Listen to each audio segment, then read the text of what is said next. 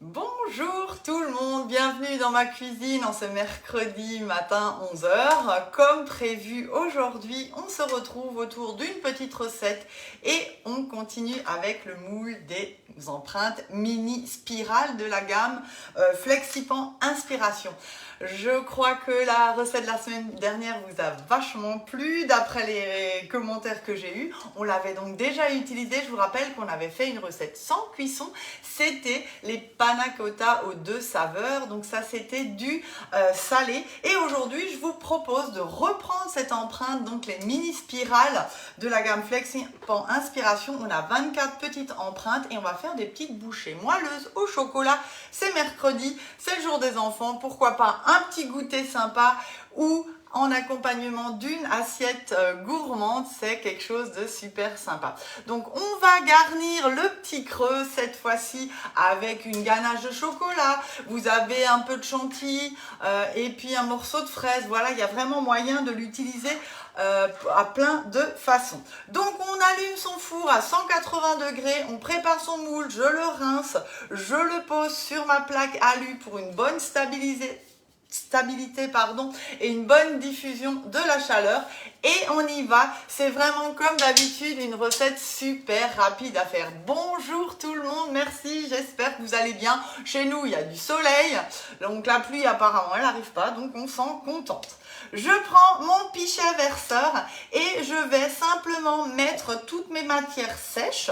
Donc là, il nous faut de la farine, de la poudre d'amande. Donc c'est 30 g de farine, 70 g de poudre d'amande. Il nous faut 70 g de sucre et on va réutiliser des blancs d'œufs. Donc c'est vraiment sympa pour utiliser. Je vous rappelle, mettez-les sous BeSafe, celles qui sont équipées. C'est vraiment quelque chose de fabuleux parce que vous pouvez les garder pendant plusieurs mois au frigo.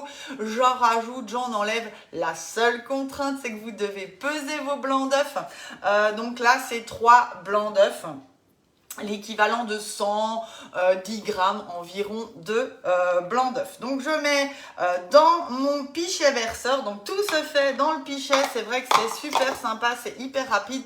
Et dans mon bol micro-ondes, j'ai simplement mis mon beurre et mon chocolat. Donc là, vous pouvez aussi recycler vos chocolats de Pâques. Souvent, on me demande qu'est-ce que je peux faire avec. Eh bien, faites-les fondre si vous avez du chocolat au lait. Moi, j'ai pris du noir parce qu'on préfère ça. Donc, 1 minute à 400-500 watts. Je mélange avec ma cuillère magique et vous voyez, j'ai quelque chose de lisse et de brillant. Faites-le 2 minutes avant. Comme ça, ce ne sera pas trop chaud à couler dans notre pichet verseur. Donc là, je mélange toute ma masse sèche avec mes blancs d'œufs. Donc vous voyez, on a déjà quelque chose de très mousseux.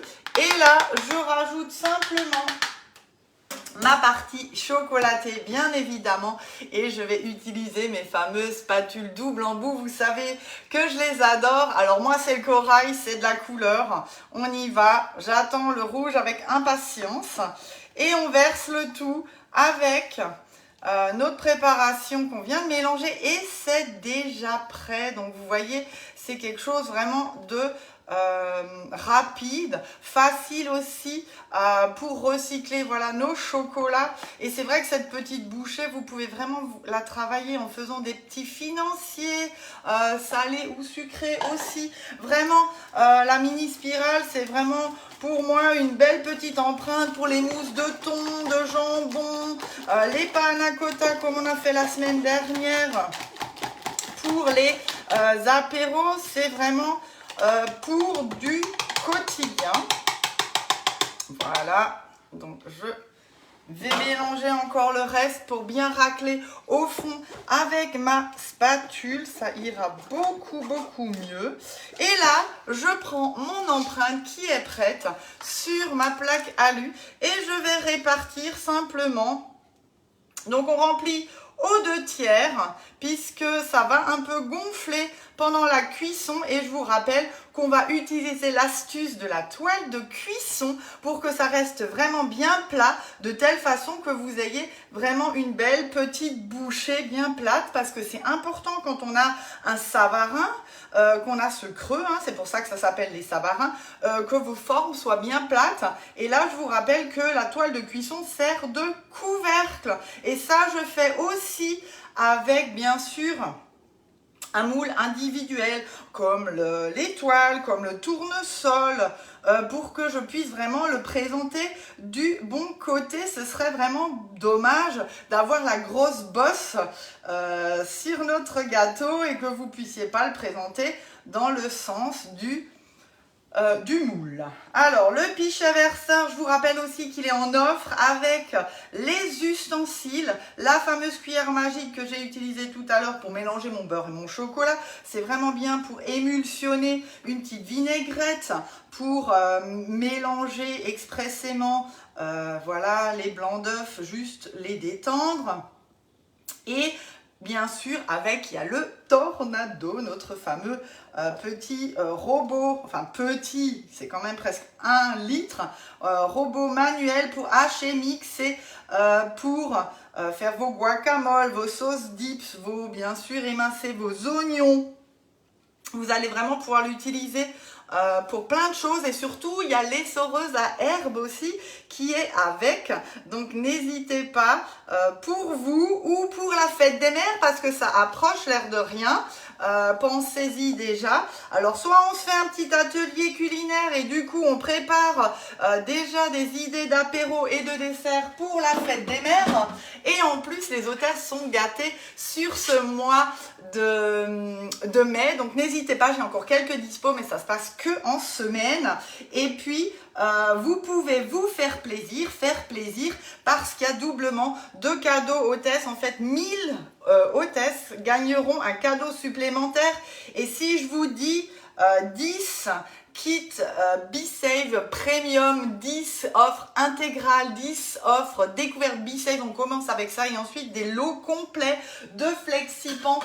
C'est vraiment le moment de dater votre démo. Voilà, mes empreintes sont remplies. Je vous rappelle aussi, hop, on y va. On va vraiment bien tapoter de telle façon à chasser les bulles d'air. Donc faites-le, bien sûr, ça fait un peu de bruit. Et là, je prends ma toile de cuisson. J'avais oublié de la préparer, bien sûr. Un peu de bruit dans la cuisine, c'est mon rouleau qui est parti. Et je mets vraiment le côté écriture sur mon aliment. Et hop, c'est prêt. Et on va enfourner une quinzaine de minutes à 180 degrés. Pour les questions, j'ai souvent aussi des questions sur les poudres, tout ce qui est sec.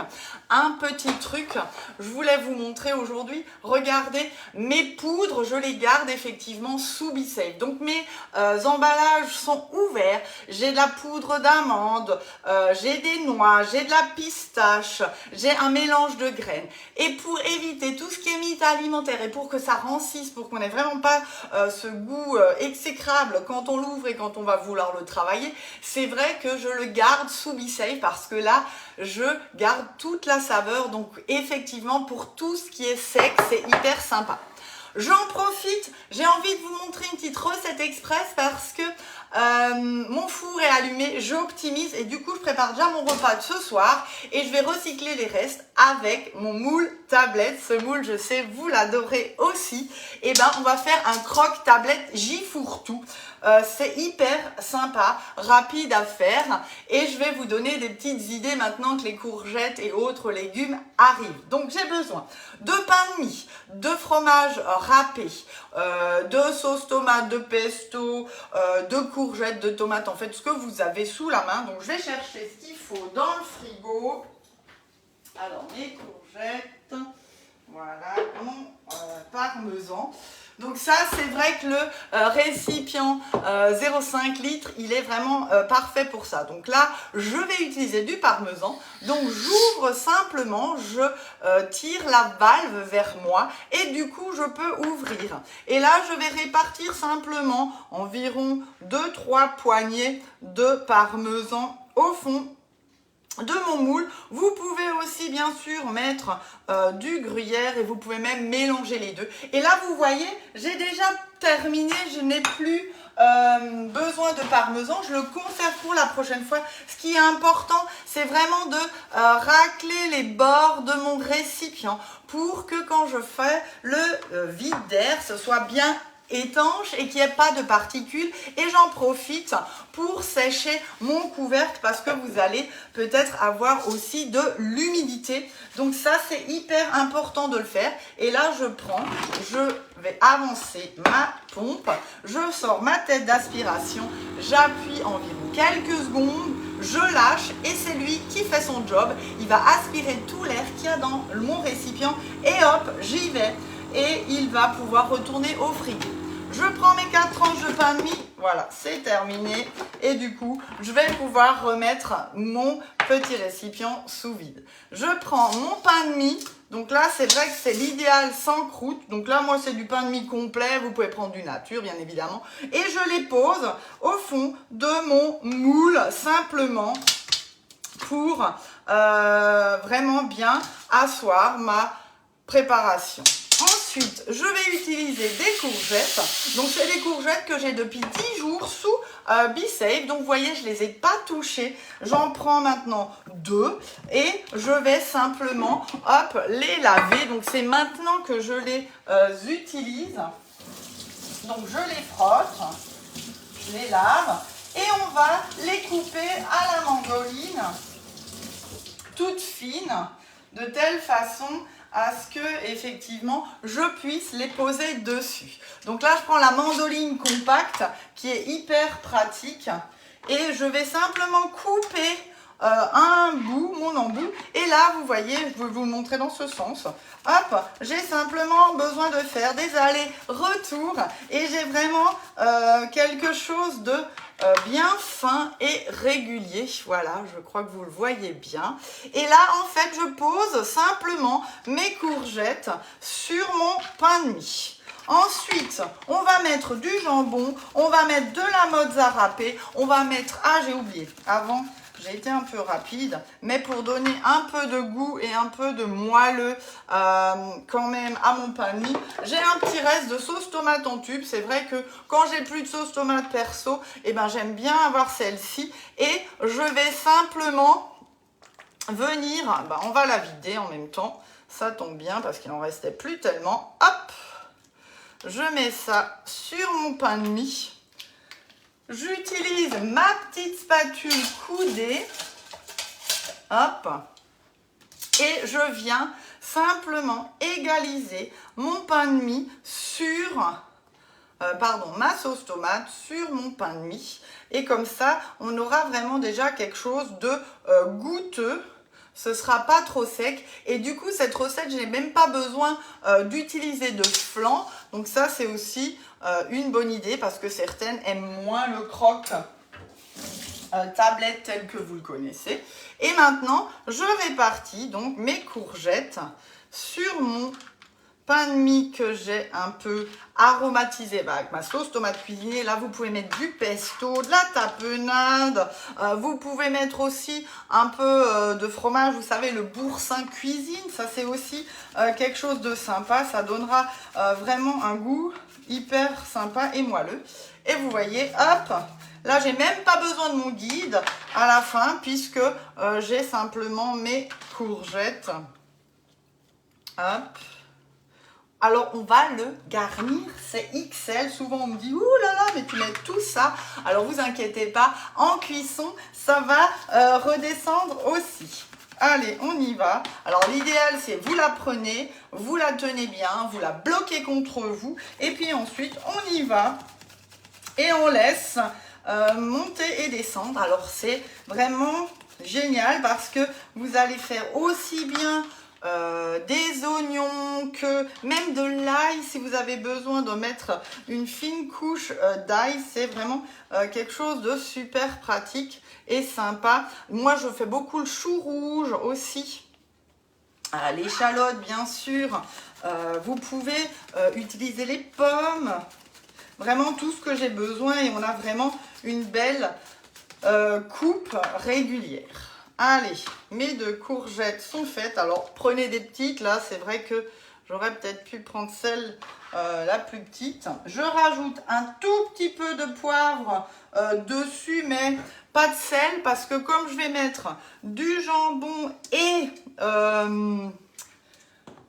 du parmesan râpé, là, j'ai un reste de lamelles de jambon. Donc, on va mettre le tout. Hop. Voilà, je vide le tout par-dessus.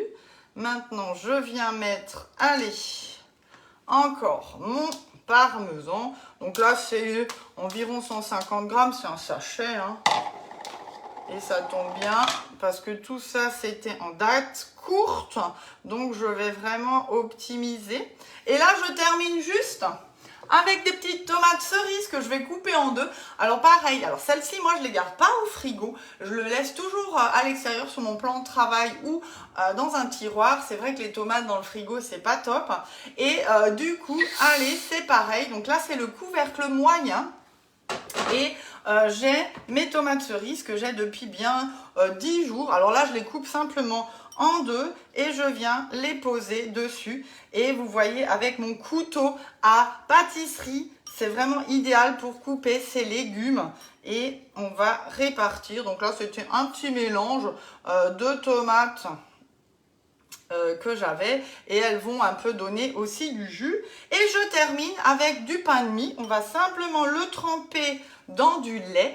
Et c'est prêt et du coup on aura déjà aussi un repas pour ce soir. Nous on le mangera certainement froid avec une salade. Sinon on peut effectivement le réchauffer sans aucun problème.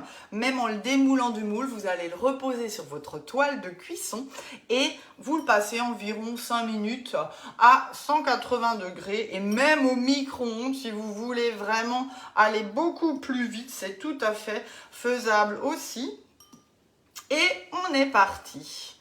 Donc là, par contre, pour une trentaine de minutes, 25 à 30 minutes, vous allez vérifier, vous allez voir, ça va vraiment se tasser. Alors, pourquoi je trempe le pain de mie dans du lait? C'est justement pour qu'il ne se dessèche pas et ne brunisse pas trop, surtout celui qui est au-dessus. Donc, vous inquiétez pas, ça va être tout palichon, mais c'est normal. Voilà. Alors, plein de recettes encore à découvrir sur ce mois de mai pour les anniversaires, les communions, les fêtes. N'hésitez pas pour se retrouver entre amis pour des apéros. Vraiment, plein de thématiques que je développe avec vous en ce moment. Donc là, j'en profite. Hein. Je prends mon bol micro-ondes et je prends mon pain de mie, hop, et je le trempe dedans et je viens simplement le poser hop sur le dessus. Donc vous voyez, c'est XL comme d'habitude. Hein. Quand je travaille, je crois que vous voyez bien. Ouais, c'est ça. Hop. Et on va donc passer le tout à 180 degrés pendant une trentaine de minutes. Bien sûr, je vous mettrai les recettes d'aujourd'hui aussi bien sur mail que sur mon Facebook et vous me retrouvez sur ma chaîne YouTube les news gourmandes de Katia. Voilà un croque J-fourre-tout pour ce soir. À vous de jouer. Il vous reste du fromage à raclette, du jambon, des pommes de terre à la place du pain de mie. On peut vraiment s'éclater avec cette recette.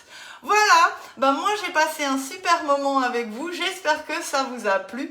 Je vous souhaite un très bon mercredi et on se retrouve mercredi prochain, même endroit, même heure pour une nouvelle recette, voire deux. Ah, ça, ce sera la surprise.